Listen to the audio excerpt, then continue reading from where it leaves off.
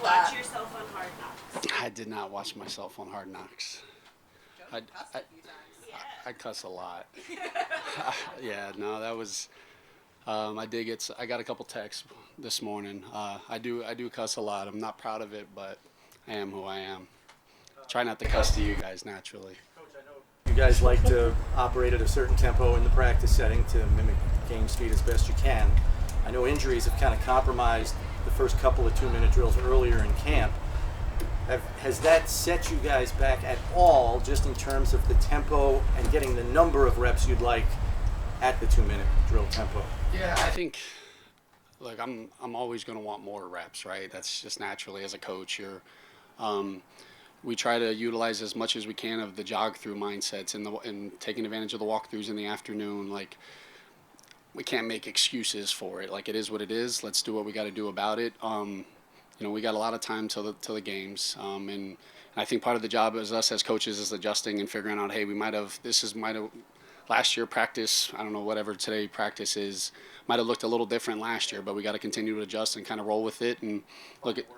Yeah, as long as we got 11 guys in the huddle, we're going to be all right, and that's kind of the mindset we have, and we like to have a mindset nobody adjusts better, and we got a right, wrong, or different, and training camp's no different. Joe, how do you navigate the uncertainty with James Cook's availability? It's pretty easy right now, just because, like I said, just no different as the wide receivers with some of the injuries. It's our job as coaches to coach who's out there, and as long as there's 11 guys, we're going to run the scheme and we're going to roll with it. And you guys know how I feel about James and the love I have for him, and all that's out of my control and my hands. My job is to, whether we got to go 22 personnel, whether we got to go 11, with injuries, people in and out, just kind of roll with it. And it's been a great opportunity for a lot of guys. And so excited for today for sure. When it comes to installation, though, and knowing that you've got set plays designed for James, how much might that set you back in some ways? Like I said, it's fortunately I've been with Jimbo and and some of these guys that God bless you, some of these guys that have been injured, and you kind of have an idea of who they are, and so like I said, we'll find ways to get everything kind of going and kind of adapt and adjust. And like I said, I'm always going to want reps. I'm always going to want everybody out there and healthy, but it's the reality of how it is, and we're not going to make excuses. We're not going to let others make excuses for us, and we're going to find ways. And so I like to think we're going to be all right. You mentioned the wide receiver injuries. How have you seen Christian Wilkerson take advantage of maybe some increased work there because of those? Yeah, no, look, Wilk's done a great job. He doesn't say much, right? If you guys had an opportunity to speak with him, but he just kind of works, and he's a guy that's, been given more opportunities, and he's made the most of it. And look, he's not a rookie, right? He's played in, he's been in a few different schemes and teams, but he's a vet, and been very pleased by his movement skills, his knowledge of the offense, be able to pick it up, and look, when he gets the opportunities, he's making plays with it. Joe, two guys, Deion Kane first, and then Stephen Gosnell, who seems to catch. I think he's got 100 catches here at this camp. But Kane first, and then Gosnell. Just a quick impression of those two guys. Yeah, look, Deion. You guys remember Deion from Preseason 3 last year? He came in probably a day or two before. I don't know exactly what it was, and we threw him a couple, just one step, nows, and he did stuff with the ball in his hands. You feel his juice. You feel you feel him out on the football field, and. It was as tough as can be for him now. He does a workout. The next day's full padded practice. He doesn't get the acclimation period that some of the other guys, and he goes out there, doesn't blink, and kind of shows his work ethic, kind of what he was doing while he wasn't on a team. There's a reason we wanted Deion back, and you guys I call him White Steve. Like Steve does everything right. He goes out there and he's a guy that knows all the positions, right? We try to be a positionless offense, and he's a guy that. It doesn't matter if one play he might have to be the F, the next play is the Z, and he kind of ends up he does his job. And you guys see out there he's making plays, and obviously there's room for growth, and he has to continue to develop, and there's a lot of things to work on. But at this point, there's an element of being able to know your job and be able to just do your job, and then we can clean up all the technique. And I've loved having him. How have you seen the chemistry develop between Josh and Joshua Palmer? And and what have you thought about the way that Josh has acclimated new receivers into the offense? Obviously, Keon last year and then Joshua this year. Yeah, well, look, it's tough whenever you say Josh, because it's like usually when we're talking about Josh, there's a Josh, and so I'm still trying to find ways to navigate around calling him Joshua, figuring it all out. We'll come up with a nickname for him. We're just still sorting through it, but yeah, look, you can see, when Josh Palmer was out there, like after practice, they're so intentional about what they're doing and talking through it. And I try to take hands-off approach because I'm not the one that's out there throwing and catching. And the quarterback wide receiver connection is so critical. They have to speak to each other without being able to speak to each other. And I think Josh he's an incredible leader, but the way that he can communicate with his teammates and about what he wants, how he sees things, it's at such an elite level. And after practice, you see the receivers kind of go with him and talking with Keon and Josh Palmer and those guys about, hey, let's work these routes. We don't need to work a bunch of routes. Let's just work these. This is how I like it. This is what I'm thinking versus these techniques. And they kind of take and kind of run with it. And then I go into meetings after and be like, all right, so what are you guys thinking? And making sure I see it how they see it. But his ownership, his communication is at an all-time high. Coach, I don't have to tell you the value of pre-snap motion. You know what it does for your offense, but how do you strike a balance, and how often do you check in with, the guys on your offense responsible for all of that pre-snap motion responsibility to say, is this too much? How's the volume? Like, how do you check in with guys on that? Well, in training camp, we try to throw a lot at them, right? You try to see what we can handle. I try not to sit in, and there's going to be bumps and bruises, just like there's going to be false starts right now. It's just because there's false starts doesn't mean we can't just go on the same cadence then. So I got to live with some of that, some of the sloppy feet and the not being able to get lined up. Like that stuff happens, but we don't want to make it easy on them either, right? Because then when you get into the games, if you're now trying to do that and you don't live in that, or if you're making it easy on the defense by not doing some of that, and so.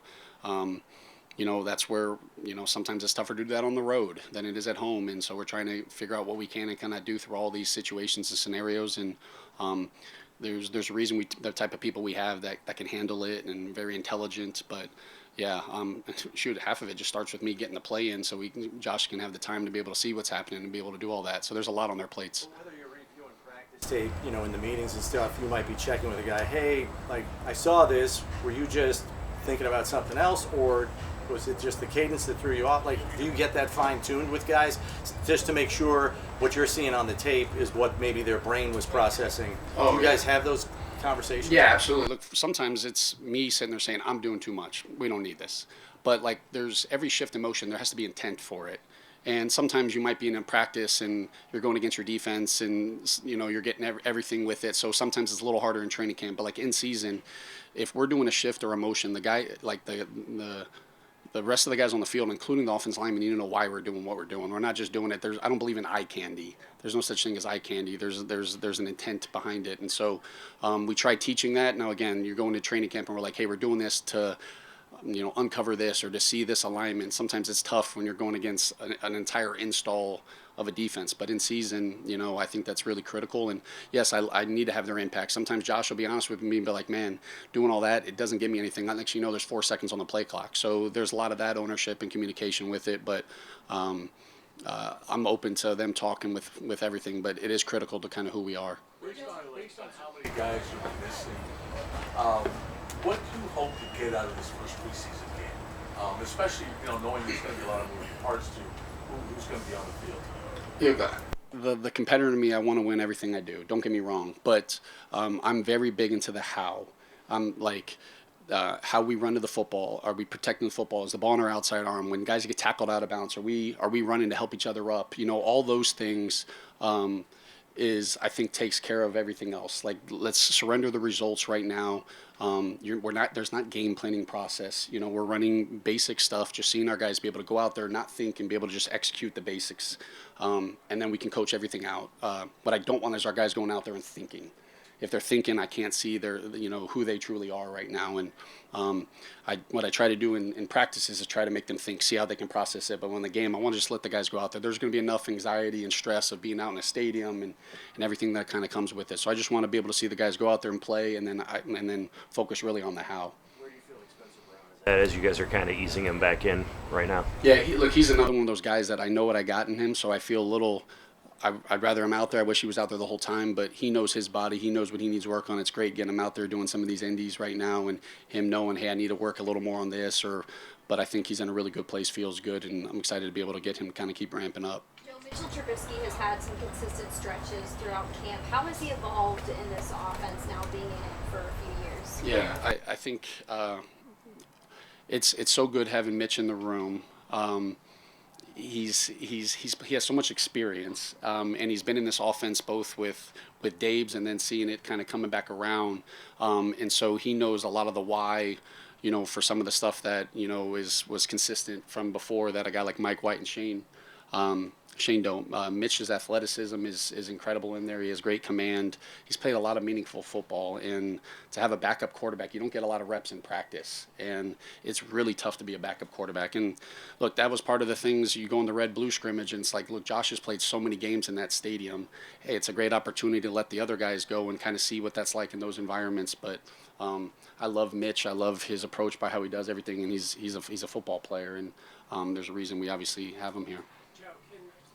Win that second quarterback job. I mean, you don't have competition, we know, at the top of the quarterback position, but they're fighting, right? They're competing, or you don't look at that. No, there's Josh Allen has a job, and you guys, I've been places where you don't have it, but outside of that, look, everything's a competition. I want the guys that, I want guys to go out there and take it, and I want the competition. I want the and regardless, there's some positions that there might not be as much of competition, but if they have the mindset that they're good, they're not going to continue to improve. I want guys to push each other, and so there's a competition in the QB room, just like there is in every other position group.